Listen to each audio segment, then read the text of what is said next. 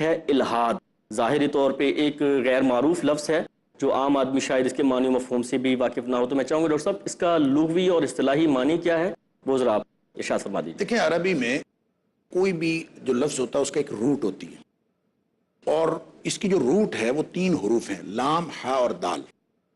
اور اس روٹ سے جو بھی لفظ آتا ہے اس کا بنیادی طور پر مطلب یہ ہوتا ہے کہ کوئی چیز جو اپنی اصل سے ہٹ جائے، اصل سے جو چیز ہٹ جائے یا ایک طرف کو جھک جائے، اس کو لغوی اعتبار سے کہتے ہیں لحد.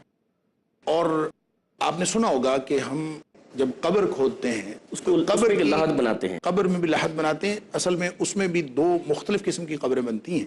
ایک تو وہ قبر ہے جس کا گڑھا درمیان میں کھود کے پھر درمیان میں ہی بنایا جاتا ہے، ایک نیچے چھوٹا گڑھا جس میں مردے کو، وہ لحد نہیں ہوتا. وہ لحد اصل میں پہلو دار قبر ہوتی ہے، یعنی جو سیدھا گڑھا کھودا اور اس کے ایک سائیڈ پہ جب ایک گڑھا بناتے ہیں، پہلو دار قبر کو لحد کہتے ہیں. اور وہ بھی اسی وجہ سے ہے کہ وہ سیدھی اس سمت سے ہٹی ہوئی ہوتی ہے، اس سمت سے ہٹی ہوتی ہے، اس سمت سے ہٹی ہوئی ہوتی ہے. اور یہ اصل میں مانوی مناسبت ہے. اور پھر اگر ہم اس کو لغوی طور پر اس کا استعمال دیکھتے ہیں تو 3 مختلف طرح کے استعمال ہمیں ملتے ہیں، جس کا ذکر قرآن پاک میں بھی، یعنی قرآن پاک میں یہ لفظ بار بار استعمال ہوا ہے. اور ان مختلف مقامات سے جب ہم دیکھتے ہیں تو لغوی اعتبار سے بھی ہمیں 3 الگ الگ اس کے پہلو ملتے ہیں. مثلا میں عرض کرتا ہوں کہ قرآن پاک میں اللہ تعالیٰ نے ان لوگوں کے بارے میں فرمایا ہے کہ جو لوگ قرآن کے بارے میں جھگڑتے ہیں، اور اللہ تعالیٰ نے نبی پاک صلی اللہ علیہ وآلہ وسلم کی زبان کا تحفظ کرتے ہوئے فرمایا. لوگ یہ اعتراض کرتے تھے نا کہ نبی کریم صلی اللہ علیہ وآلہ وسلم جو ہیں وہ کسی سے غالباً سیکھتے ہیں قرآن، کسی اور سے. اور جس شخص سے سیکھتے تھے، سیکھنے کا جو الزام لگاتے تھے لوگ، اس شخص کی زبان جو تھی وہ عربی نہیں تھی، عربی نہیں تھی. اللہ تعالیٰ نے قرآن میں فرمایا لسان الذی یلحدون، جس کی زبان کے بارے میں وہ جھگڑتے ہیں آپ سے، اعجمی، وہ تو عجمی زبان ہے، وہذا لسان عربی مبین، قرآن تو عربی میں ہے، اور قرآن تو ایک واضح عربی مبین میں ہے. تو لہٰذا یہ ان کا اعتراض ہی غلط ہے. تو یہاں پہ اللہ تعالیٰ نے یلحدون کا لفظ استعمال کیا. اس سے اہل لغت نے یہ نتیجہ نکالا ہے تاج العروس وغیرہ میں کہ اصل میں ہم کسی کو اگر کہیں گے کہ تم نے الحاد کیا ہے تو اس کا مطلب ہے ما رأیت وجادلت، کہ آپ نے گویا جھگڑا کرنا شروع کر دیا. تو اس سے ایک جھگڑے کا مفہوم بھی ملتا ہے. اسی طرح ایک مفہوم یہ ملتا ہے کہ حق سے پھر جانا، یمیلون عن طریق الحق. اہل لغت لکھتے ہیں کہ جب آپ ایک حق بات سے پھر جاتے ہیں، ایک طرف کو ہٹ جاتے ہیں. اصطلاحاً کس چیز کی یہ ترجمہ نہیں کرتا ہے؟ اچھا، میں اصطلاح پہ آنے سے پہلے ایک اور پہلو اس کا بیان کرنا چاہتا ہوں.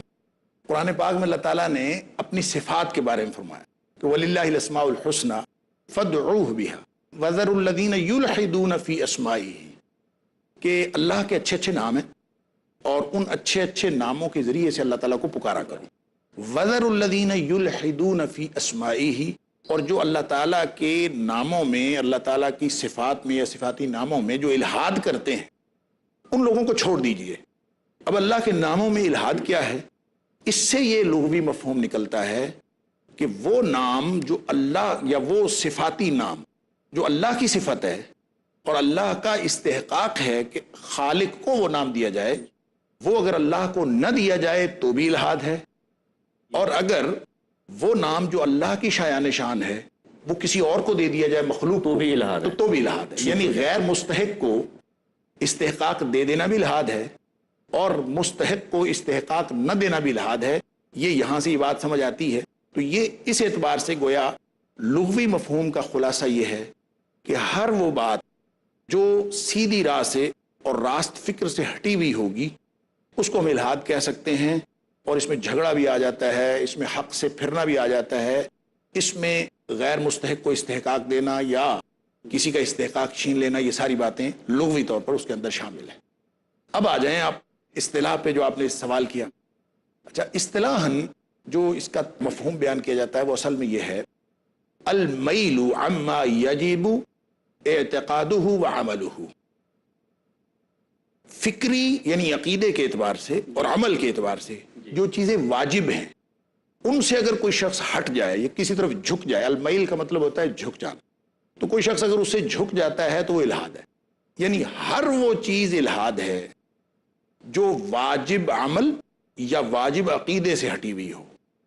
یہ جعفر صاحب ایک ایسا وسیع مفہوم ہے اس کے اندر اصطلاحاً کہ ہر وہ چیز جو فکری طور پر جس کا عقیدہ رکھنا واجب ہے اور ہر وہ عمل جو عملی طور پر واجب ہے اللہ کی طرف سے، ان میں سے کسی بھی چیز کو آپ راہ راست سے ہٹ کے سر انجام دیں گے یا راہ راست سے ہٹ کے عقیدہ رکھیں گے تو وہ ساری کی ساری جو بھی فکر ہوگی یا جو بھی عمل ہوگا وہ الہاد